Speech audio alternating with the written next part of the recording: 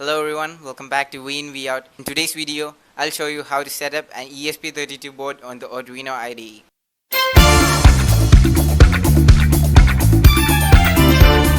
If you have been following my channel, you know that I've been using the ESP32 board with MicroPython. I'm changing it now to the Arduino is because I found that the ESP32's classic Bluetooth cannot be used with MicroPython. It has some binding issues. The ESP32 is a powerful microcontroller that's perfect for building IoT devices.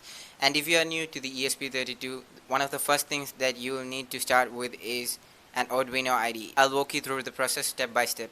First, we will need to install the ESP32 board definitions in the Arduino IDE. I'll show you how to do that by going to the Preferences menu and entering a URL in the Additional Boards Manager URLs field. Then we will use the board manager to search for and install ESP32 board definitions.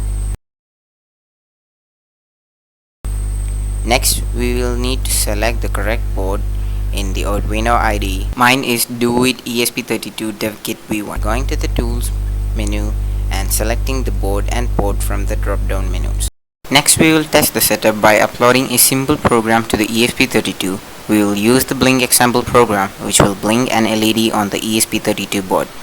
You may need to rewrite the code as the built-in LED is actually on the GPIO 2.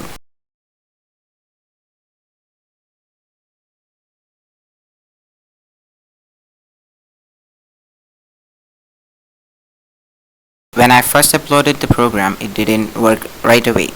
I had an error like something called a serial problem. So finally, we will go over some common issues you might encounter when setting up the ESP32 on the Arduino IDE and how to troubleshoot them. I would suggest you to check out this website. It's really good. I'll link it down below. I have mentioned most of the problems that you might encounter while setting up the ESP32. As I have already mentioned, I had the problem of something called serial.